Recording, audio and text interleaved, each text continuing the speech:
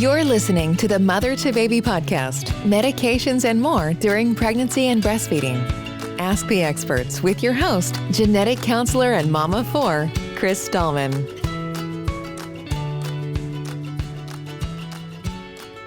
This episode contains evidence-based information that's current as of the day recorded and may change as more data becomes available. Also, quick disclaimer. The opinions shared by our guests are their own and don't necessarily reflect the views of Otis MotherToBaby. To get the very latest information about this topic or other topics in pregnancy and breastfeeding, please contact a MotherToBaby specialist at 866-626-6847, by text at 855-999-3525, or through our website at MotherToBaby.org. Welcome to another episode of the MotherToBaby Podcast. My name is Chris Stallman, and I'm a genetic counselor, a mom of four, and a teratogen information specialist. So what that means is that I talk to people, patients, providers, family members, about exposures that can happen before pregnancy, during pregnancy, while breastfeeding, and in cases of adoption. And an exposure can be anything. So a chemical that you work with, a medication you take, a vaccine. And one of the things we think about when we think about exposures is, does it increase the chance of birth defects? Our guest today is Dr. Amanda Elmore from the University of South Florida, here to talk with us about birth defect surveillance. Dr. Elmore, welcome to the show. Thank you so much for having me. I'm excited to be here. Dr. Elmore, can you tell us a little bit about yourself and your role? Sure. So I'm an assistant professor of maternal and child health at the University of South Florida. My other role is I'm a mom of two beautiful girls. And so within the birth defect system, I lead our neonatal abstinence syndrome surveillance, but I have worked in birth defect surveillance for about 8 years. I started actually as a birth defect abstractor after I finished my master's in public health. Actually, during the Zika epidemic, I was hired as a Zika data abstractor, and so that's really where my public health career began, was reading medical records of infants exposed to Zika in utero, and collecting all of the different data on their birth defects and also their developmental abnormalities through age 3, and submitting that data to CDC for worldwide understanding of what sort of risk factors Zika exposure in utero gave to moms and babies. After the Zika epidemic, thankfully exposure decreased. I transitioned more into focusing on neonatal abstinence syndrome surveillance, or infants exposed to opioids, benzodiazepines, or barbiturates in utero, and that experience withdrawal after birth. So infants that have things like high-pitched cry, GI problems, that they exhibit after birth, about 24 to 48 hours, these signs start to show up. And so really that's where my research and focus on birth defects has gone since 2018. I ended up going on to get my PhD in epidemiology from the University of South Carolina, and did my dissertation looking at long-term healthcare utilization among moms and infants with opioid use or opioid exposure during pregnancy. Wow, that is incredible work. Thank you. Can you tell us a little bit about birth defect surveillance programs and why they matter? Yeah, so birth defect surveillance programs systematically collect, analyze, interpret, and then disseminate data on structural and functional anomalies or birth defects. And so this is important because we need to know who, so what populations are affected by birth defects, what type of birth defects are present, where they're happening, and then hopefully down the line why they're happening. So looking at causes of birth defects. Surveillance systems also serve as a sort of early warning system for new birth defects that may emerge due to things like Zika or emerging exposures, even new medications that we might not have a lot of data on safety during pregnancy. So they serve as an early warning system, but also they are our only source of data to describe burden of birth defects on a population level. So the percent or the number of infants that have birth defects, that's where surveillance systems come in to describe that burden and sort of start the story about why it's important to talk about birth defects. What recent changes or advancements have been made in how birth defects are tracked? Most recently, we're trying to move towards more timely data, more real-time data, so that we can link affected families, affected infants to services real time, right?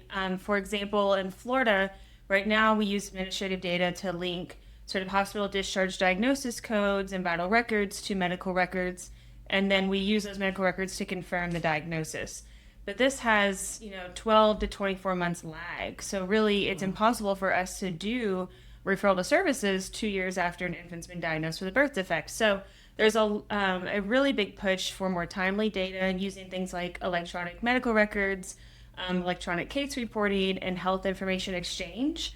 We're exploring a system like this in Florida right now that the hospitals would be reporting daily birth defect cases. Wow. So we would get those on a daily or weekly basis and be able to start confirming diagnosis much more quickly, and then link those families to services in an actual useful, timely manner.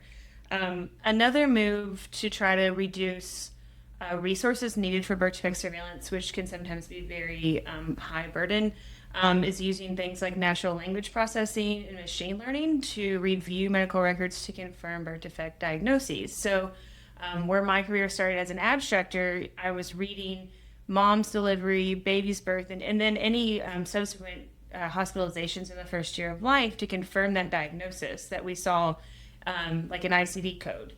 But using natural language processing, we can scan medical records that way as like a preliminary review. It's more timely and takes a lot more resources in a resource-constrained environment that we find ourselves in. The last thing is moving towards a life course perspective, meaning we want to know more about lifelong outcomes among infants with birth defects. So we need to know, what infants are being affected, what those numbers look like, but we also need to know how their life is, what's their quality of life long term.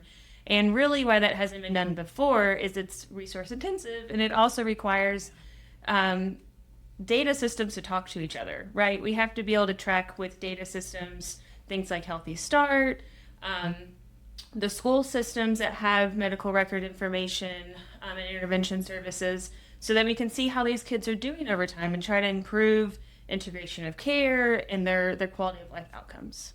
That is incredible. I love being able to use some of the recent technological advancements, like you said, to do things more efficiently and in a more timely way.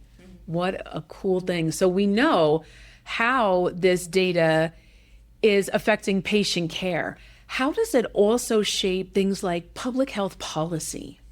Right. So for policy, it's most important, like I mentioned, the burden. So being able to give policymakers, the general public, concrete numbers of the number of infants that are affected, the number of families that are affected, and the cost of that. So it's very costly to, treat an infant that has a birth defect and support them lifelong with all the interventions and all the therapies and sometimes surgeries. And so getting that information out to our policymakers, number one, shows why it's important to fund public health programs and birth defect surveillance programs, right? It shows the importance of that public health infrastructure. It also shows the importance of the public health intervention programs that we have at the state and the federal level to support families.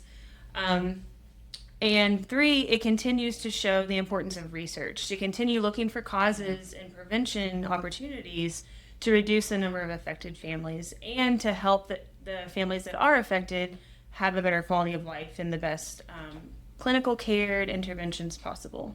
So it's the whole scope. Not only are you trying to find causes and ways for prevention, but again, that continued support to the family. And really exciting to hear you talk about it over the lifespan, right? Because we certainly do hear a lot about birth defects and child outcomes, but hopefully a lot of those kids grow up, you know, and that data is missing. I'm so excited to hear that that's something on your minds, because I know it's on the minds of those families and the people taking care of them. And thankfully, survival has improved for infants with birth defects, especially like critical congenital heart defects. Those children, adults, are living long lives. And so it's important for us to know how we can support their health long term. And what you might think about is like consequential epidemiology. We can't prevent all birth defects. Right. So we need to be able to see how we can support their quality of life and their health outcomes long term since we can't prevent everything, and everyone deserves the right to the highest quality of life as they can have. Absolutely right. And thank you for reminding us that not all birth defects can be prevented. You know, there are some things that happen, many things that happen, that are out of our control.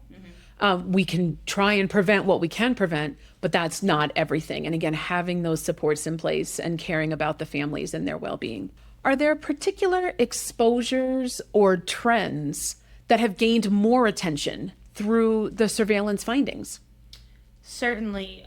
I think the Zika virus is sort of the big one that really comes to my mind. And for most people, when you think about birth defects in the last 10 years or so, just because those early surveillance systems found in endemic areas these pockets of microcephaly and other very severe birth defects.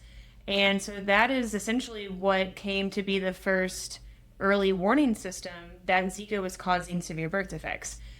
So I think Zika is a very clear story of how surveillance led to this widespread global response. I mean, I can remember going to the airport and seeing the signs that said, if you're pregnant, don't travel to these countries, right? Like, it's crazy to think about how that went from a birth defect surveillance system to public health response that quickly.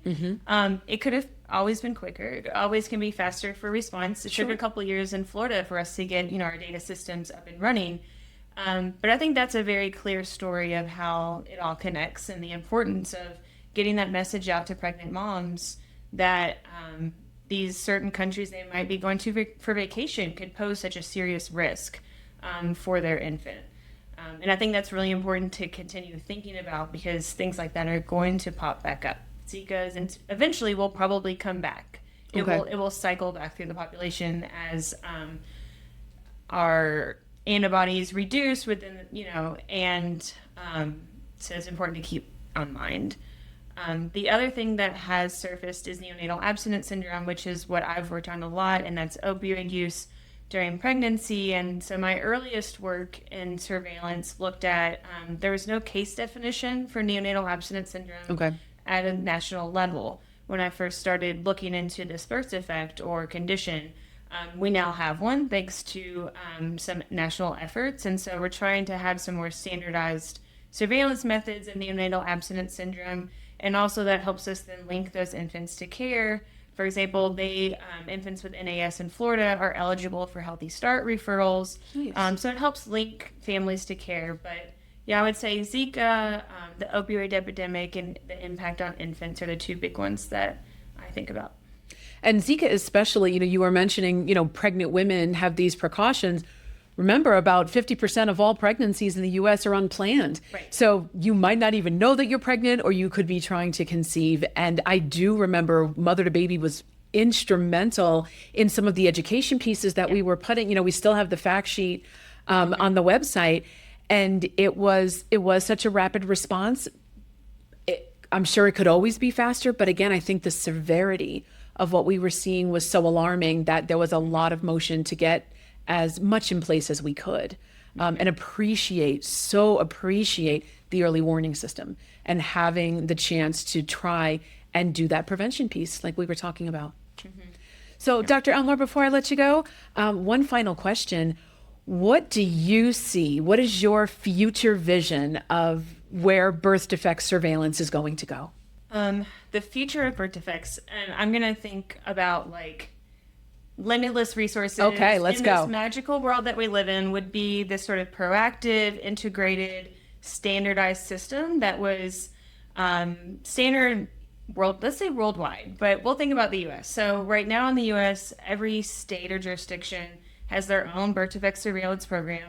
They have their own legal authority of how they can do birth defect surveillance.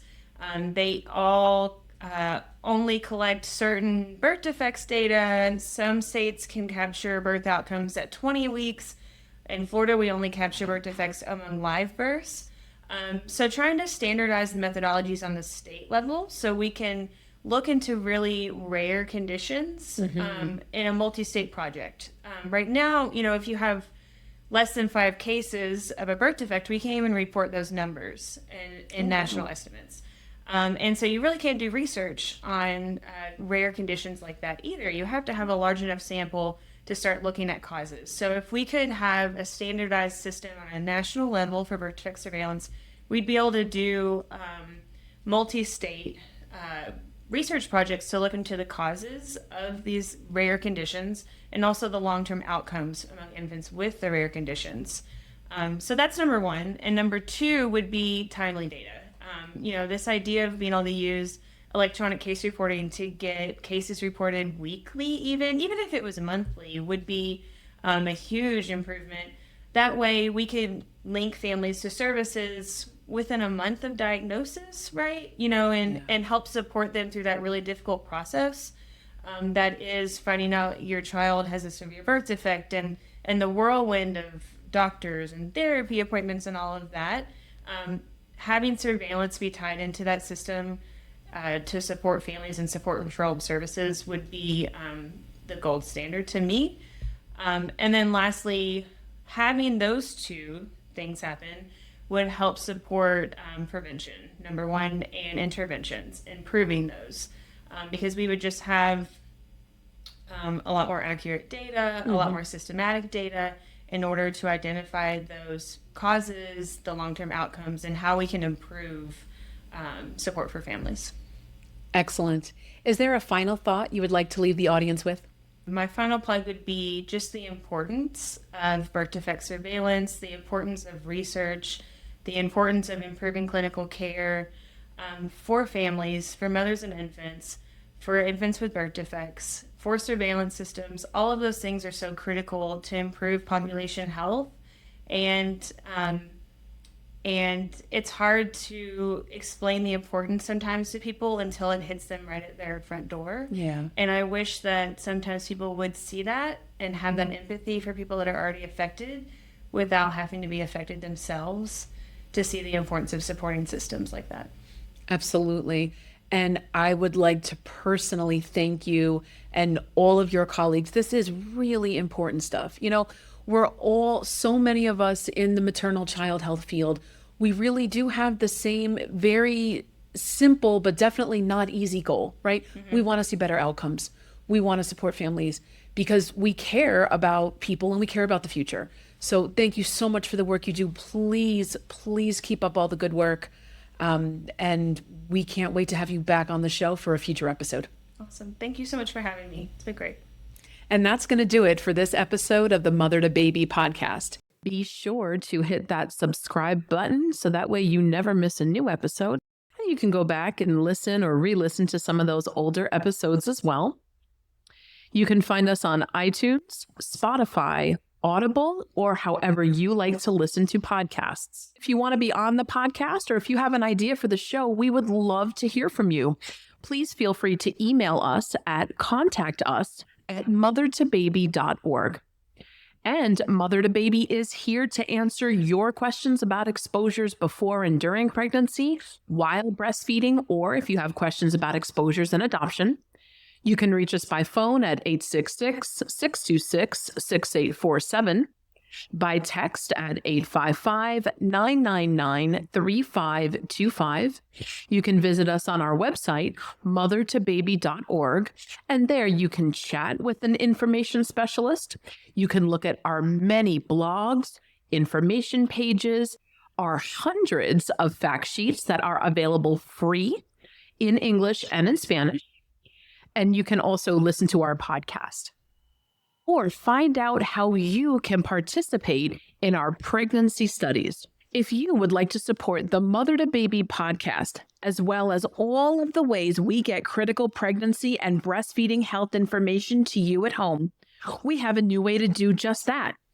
Encircle is our new monthly giving society that helps ensure we can continue to provide our services at no cost. Join the community today and encircle parents and babies in health. Members will be recognized on the podcast and website. Mother to Baby would like to take a moment to thank our very generous donors who help support the important work that Mother to Baby does. Jason Alexander, Emily Gravelet, Chad Haldeman Englert, Lori Harris Sagadabai, Jamie Hung, Beth Kiernan, Kendra Kramer, Nevina Christic, Ruth Moss Katznelson, Sarah Obachan, Kirsty Parada, Alfred N. Romeo, Anna L. Taylor, and Elizabeth Wasterneck. Thank you all for your generous support. And if you're interested in becoming a donor, be sure to visit our website at MotherToBaby.org. Until next time, remember, Mother to Baby is here for you. Take care.